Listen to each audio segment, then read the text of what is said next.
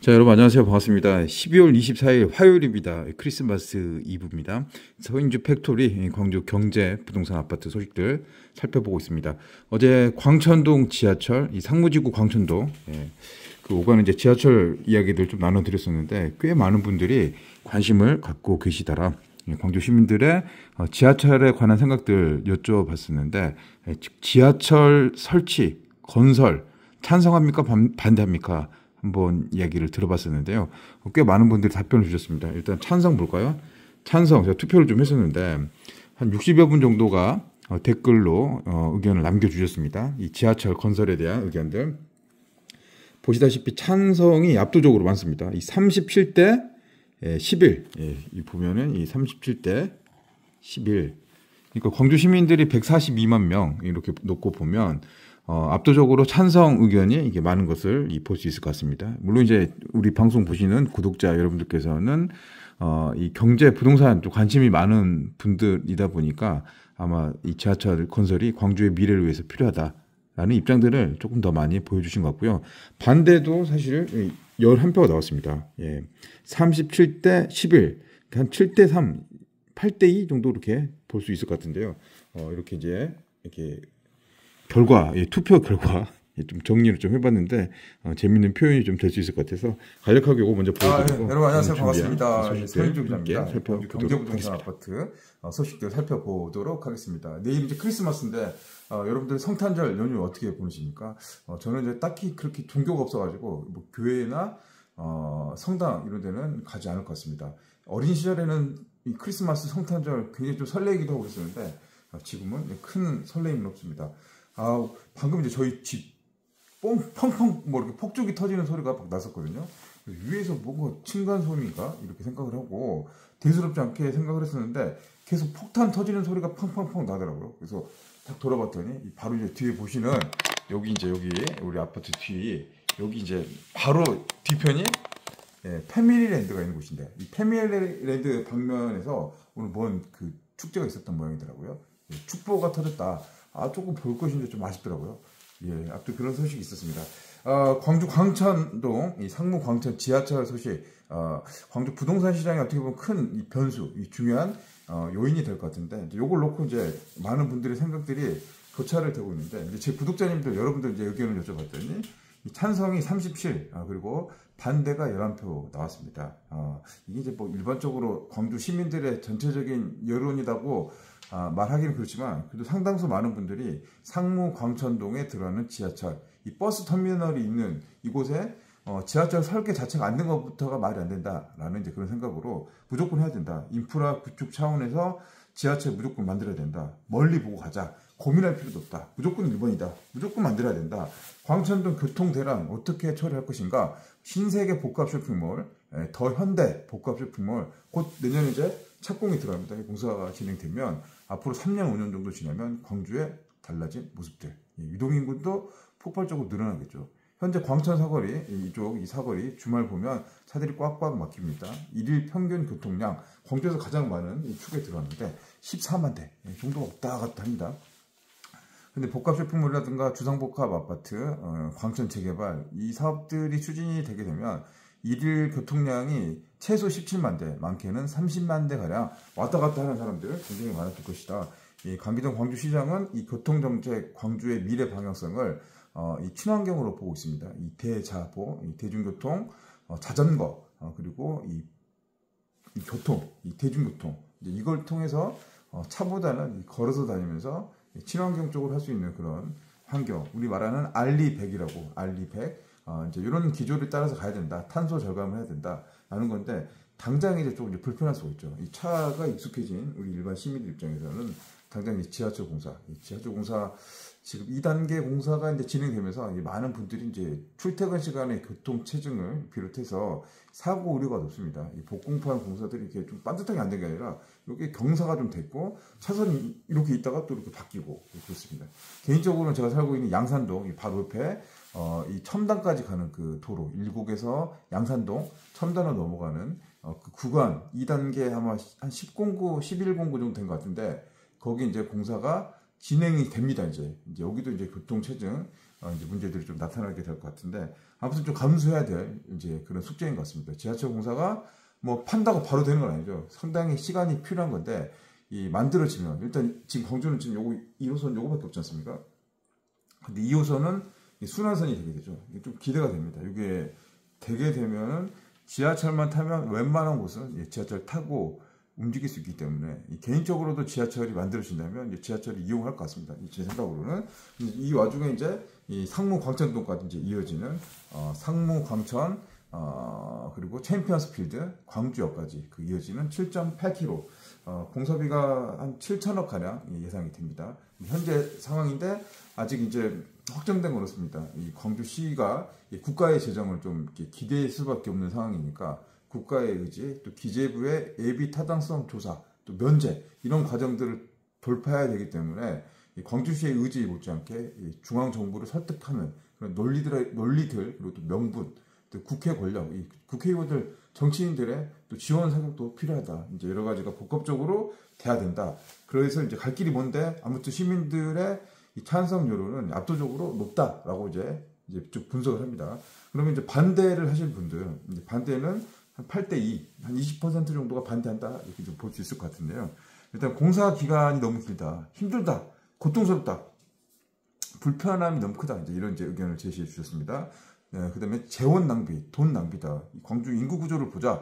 142만 명에서 갈수록 인구를 줄어들고 있는데 앞으로 5년, 10년, 20년, 30년 보면 광주 그리고 노인 인구 비중들이 갈수록 늘어날 것이다. 청년들은 다 떠나고 있는데 나중에 이런 지하철이라든가 인프라 예산들, 재원들 결국 혈세로 메꿔야 되는데 그 돈 누가 낼 거죠? 이제 그런 논리입니다. 나라에 돈이 없다. 광주 지하철은 필요 없다. 뭐 자식들의 짐이다.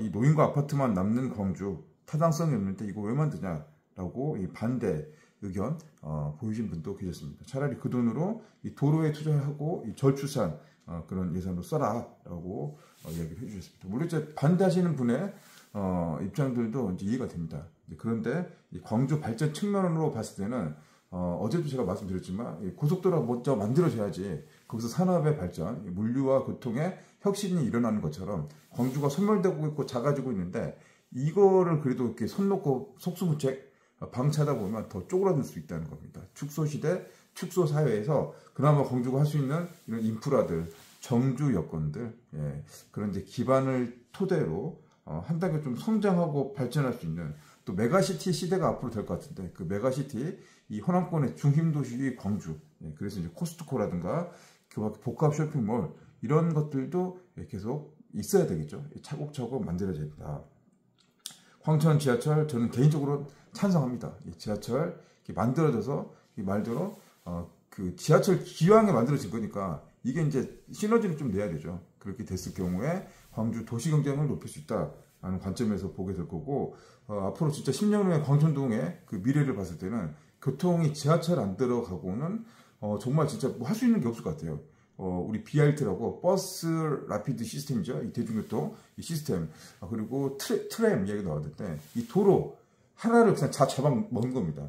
그래서 이제 이게 혹을 때려다가 혹을 붙이는 그런 상황들, 그런 문제점들이 나타나고 있을 수밖에 없죠. 그래서 밑으로 파거나 위로 올려야 되는 그런 상황밖에 없어요. 입체적으로 갈 수밖에 없어요. 도로는 똑같이 1차원적이니까 그런 방향에서 지하철 문제들이 이제 언급되고 있고 많은 분들이 이 지하철 찬성하는 의견들 실제로 이렇게 보여주고 있다. 이게 이제 민심이라고 할 수 있을까요? 광주 시민들의 바람이다, 여론이다라고 이제 조심스럽게 이야기를 해봅니다.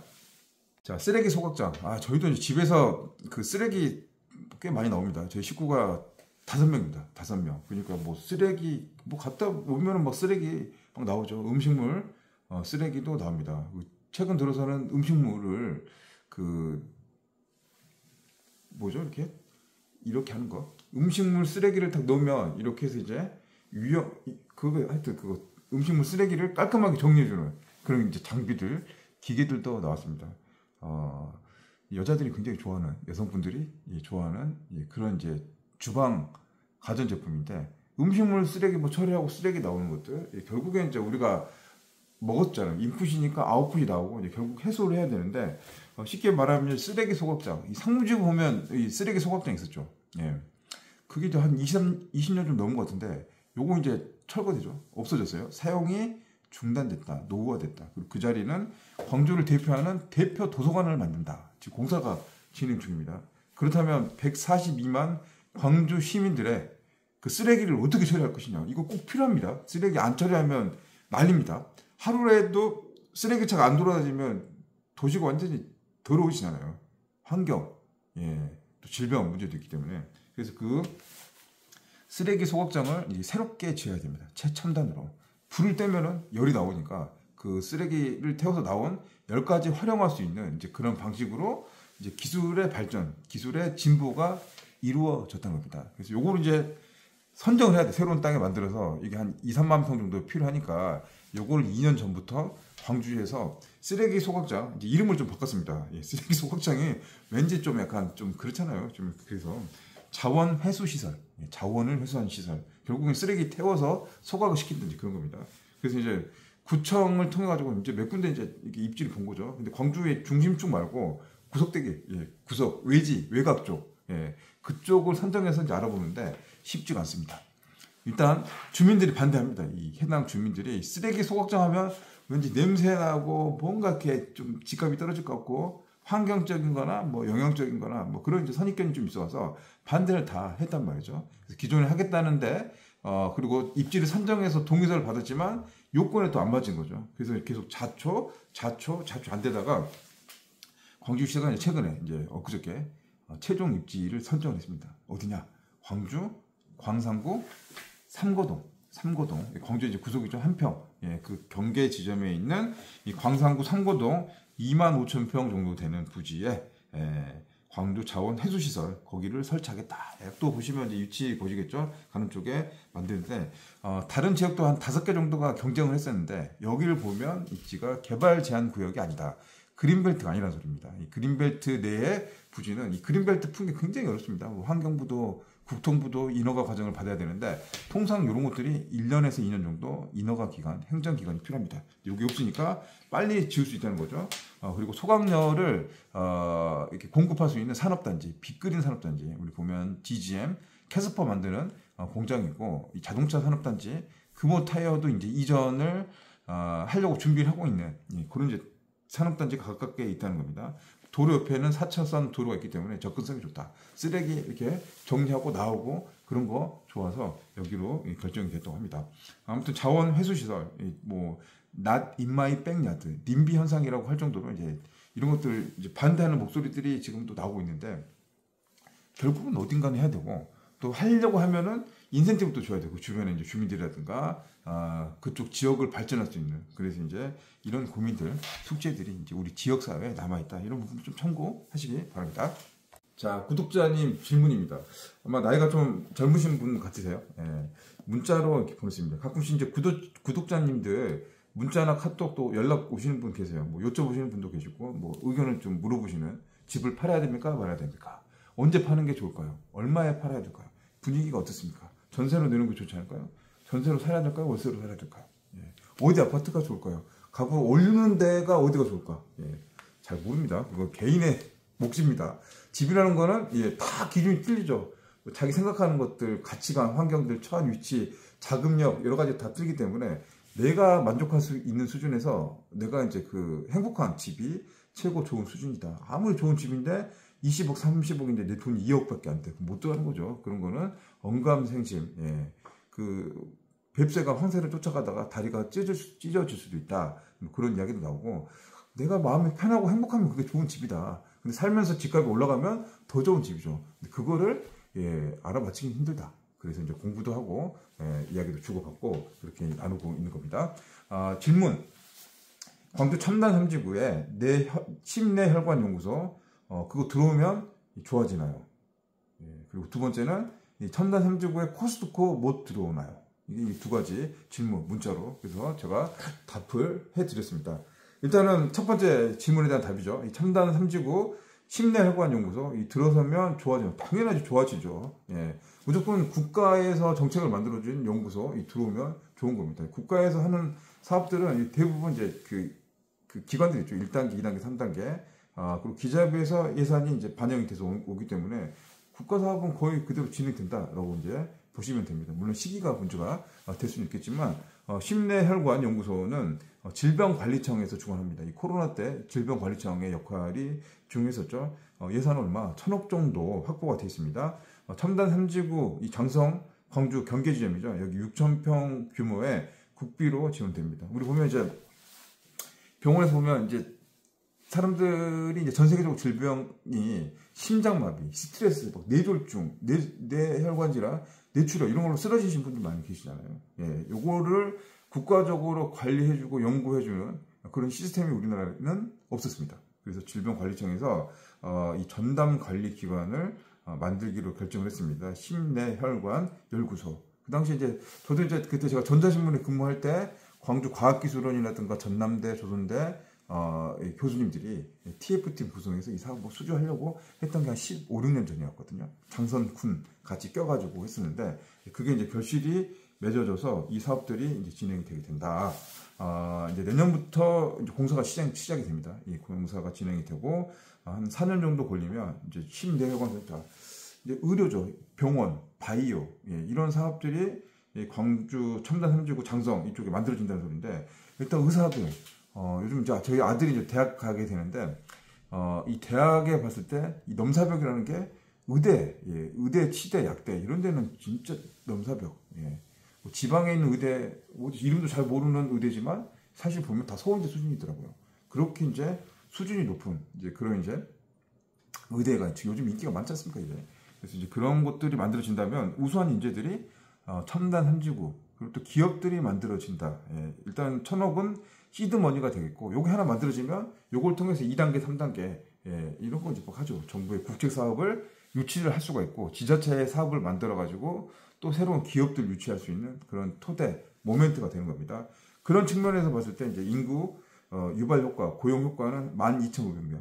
뭐 이제 정부나 지자체는 좀 확산해서 이렇게 하는 게 있습니다. 좀 약간 부풀리가 좀 있죠. 근데 만들어지면 일자리는 늘어날 것이다. 실제로 첨단 같은 경우는 광주 과학기술원 30년, 20몇 년, 30년 가까이 됐죠. 광주 과학기술원, 한국광기술원, 캐티라고 한국전자기술연구원, 애트리 전자통신연구소, 생산기술연구원, 광주 디자인센터, 한국광산업진흥회, 광주 테크노파크 이런 것들이 이제 밀집되어 있습니다. 기업의 연구소, 지원 기관들이 밀집해 있으니까 이게 이제 산업적으로 콜라보가 된 겁니다. 그래서 이제 첨단 상권이 잘 되는 겁니다. 이런 이제 젊은 기업들 또 인건비가 좀 높아요. 이런 석박사들 많이 온 그런 회사들이다 보니까 여기서 이제 사는 거죠. 오피스텔 살고 아파트 살고 수요가 늘어나고 여기서 먹고 자고 쓰고 하다 보니까 첨단 상권이 지금 뜨고 있다. 이렇게 이제 보시면 될 것 같아요. 그래서 이런 그 국가의 연구소들은 유치를 무조건 하면 좋죠. 가져와서 만들어야 된다. 그리고 AI 산업과 심내혈관 산업이 이제 그 광주 앞으로는 미래 먹거리, 양날개로 가게 될 가능성이 높습니다. 그래서 이 두 개가 잘 되면 좋은 거죠. 근데 이제 AI 산업 같은 경우는 빨간불이 켜졌다. 좀 삐그덕대고 있습니다. 지금 예산이 통과가 안 됐습니다. AI 영재고 200억 정도 이렇게 설계비라든가 구축비가 200억 통째로 다 싹둑 안 됐습니다. 통과 안 됐다. 그래서 지금 이게 좀 골치가 아픈 상황입니다. AI 2단계 사업 1단계에서 한 5천억 정도 들어왔었는데 2단계 한 1조 정도 큰 그림을 그렸었는데 현재 기재부에서 통과가 안 됐습니다. 지금 나라 꼴이 지금 이렇게 되고 있죠. 지금 안 되고 있습니다. 지금 통과가 돼야지 이 사업 받아서 2단계 연계를 할 수 있는데 지금 이제 껍데기만 다 지원했죠. 하드웨어 이걸 지원하는데 소프트웨어가 들어가가지고 여기서 기업들 유치해오는 실증 테스트 베드 만들고 기업들 유치해서 이런 것들을 좀 키워나가야 되는데 요거는 지금 이제 엇박자가 안 되고 있다. 가다가 자전거 타고 가다 보면은 그 체인이 빠지는 그런 상황입니다. 지금 굴려도 안 돌아간다. 그래서 지금 이 정치가 좀 안정이 돼야죠. 탄핵 정국인데 어떤 형태로든 정리가 돼야 됩니다.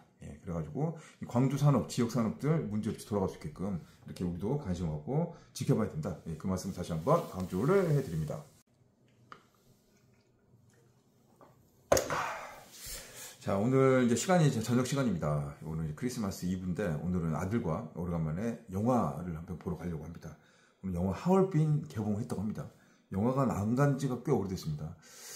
이제 아마 이제 아들이 이제 대학교를 가게 되면 아마 서울로 가게 되면 이제 그렇게 좀 이제 품 안에 있다가 이제 타지로 이제 벗어나는 그런 상황이 될 것 같아서 지금 별로 있을 시간이 별로 없는 것 같아요. 또 군대도 가야 되고. 그래서 오늘 이제 하얼빈 영화도 재밌게 보고 또 맛있는 것도 사 먹고 그렇게 하려고 생각 중입니다.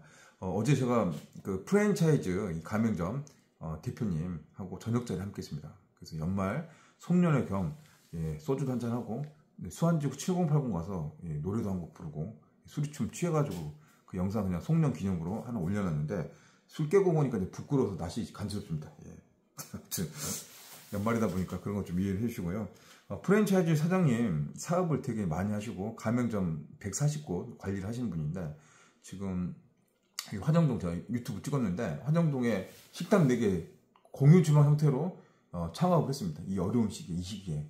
근데 이제 더 큰 그림은 이제 첨단에 이거를 이제 공유 주방 10개 식당을 또 오픈할 계획을 가지고 계신다고 합니다. 이거는 이제 어떻게 보면 준비 단계고 첨단에 10개 프랜차이즈.